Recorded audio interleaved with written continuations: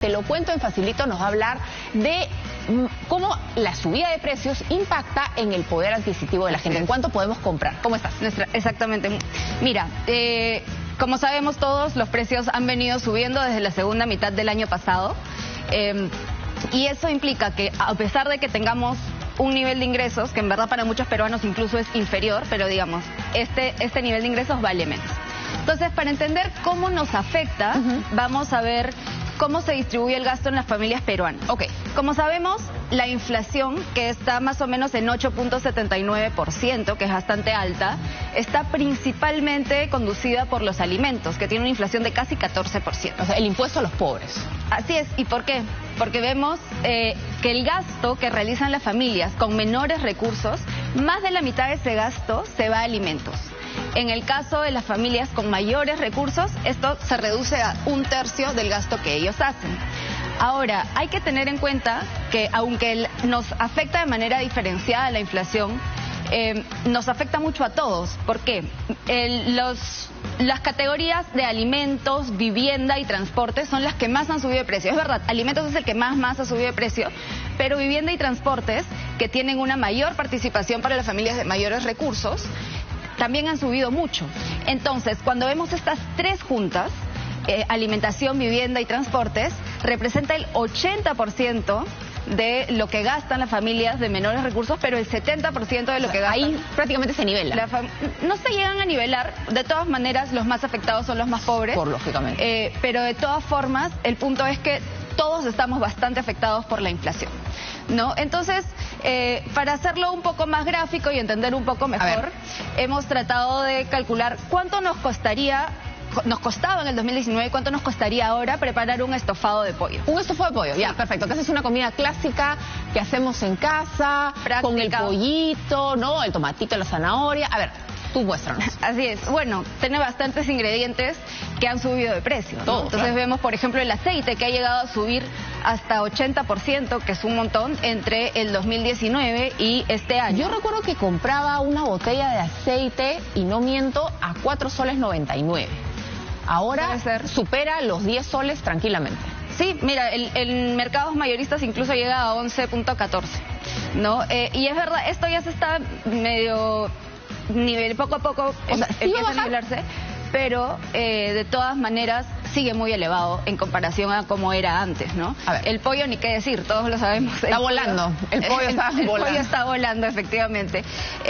Y también ha subido pues más de 80%, que es algo que comprábamos en mercados mayoristas a menos de 4 soles, ahora está casi a 7. Miremos nuestro estofado. Si antes al estofado le podíamos poner más presa, ahora tiene bastante alita, ya digamos la menudencia, porque chicas, ¿no? O presas más chicas, porque ya no comes un cuarto, comes un octavo, lo cual implica también el impacto en la alimentación, en la nutrición. Exacto, en la seguridad alimentaria de las familias, que es una cosa que se nos viene advirtiendo, ¿no? Claro.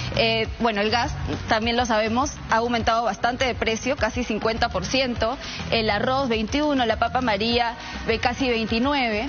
Entonces hemos calculado que si te salía más o menos 16 soles en 2019 preparar un estofado de pollo para 4 o 5 personas. Bueno, una familia, digamos, el almuerzo de una familia promedio más o menos. Ahora te saldría 21, ¿no? Son 5 soles en un día del año. Si lo multiplicamos para el mes, si lo multiplicamos para el año, es casi 1.800 soles. No, pero además esos 5 soles es el transporte que yo pagaba antes para ir y volver de mi trabajo, de mi centro de estudios. Así es. ¿Y de dónde saco si sigo ganando lo mismo o menos? Porque el trabajo es más precario. Ese es un punto muy importante, porque el empleo se ha precarizado y hay muchas personas, casi el 40% en Lima, que están subempleados, que tienen un empleo de mala calidad, inadecuado. Entonces, esos son, digamos, los productos, si tuviera, claro, hemos puesto de ejemplo el estofado, pero tú dirías que estos son como que los elementos que más han subido, donde más se siente el impacto, porque los consumen la mayoría, pero el arroz es básico en nuestro consumo, la papa amarilla, aceite, pollo. Sí, y mira, por ejemplo, de estos, ¿no? Aceite, pollo, gas, tienen mucho que ver con todos los factores externos, la guerra también, o sea, han pasado muchas cosas que tienen que ver con los problemas internacionales que nos afectan, ¿no? Pero también cuando vemos el tema de la papa, que ahora es que está subiendo más, también tiene que ver con temas internos, que es verdad, el fertilizante subió por temas externos, pero no se ha resuelto el problema. No lo hemos logrado comprar.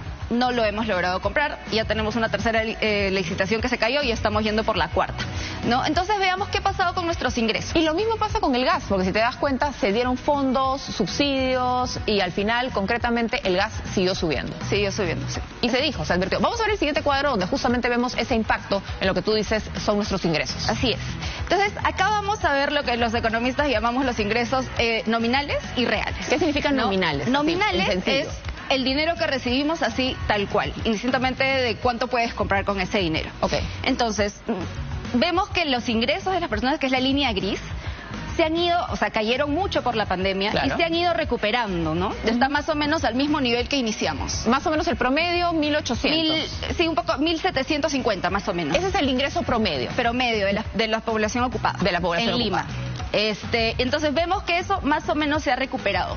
Pero cuando añadimos la variable de la inflación, o sea, cuando vemos cuánto puede comprar ese dinero, vemos que en realidad eso no se está recuperando. Todo ha venido en bajada. Claro. Tiene una subida ahora último muy bajita en este mes, pero o sea, en comparación a antes de la pandemia, estamos bastante peor.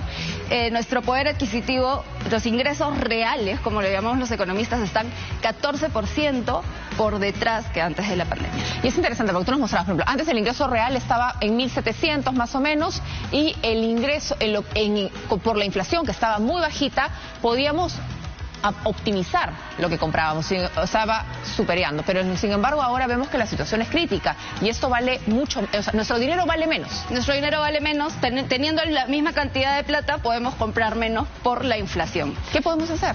¿Cómo como familia nos protegemos o enfrentamos esta situación, más allá de lo que nuestras autoridades tengan que hacer? Exacto, a ver, mucho ante la demora o ante que no llega la ayuda, las familias se están ajustando por su propia cuenta, ¿no? ¿Esto qué significa? Muchos ya han gastado sus ahorros, muchos, como estabas diciendo hace un momento, están ajustando su capacidad de consumo de alimentos. En junio había salido ya una encuesta de que 37% de los hogares tenía por lo menos un adulto que había dejado de comer un día o solo había comido una vez al día por falta de recursos, ¿no? Entonces las familias se están ajustando, están tratando de consumir menos de otro tipo de bienes. Algunos también están tratando de conseguir un trabajo adicional.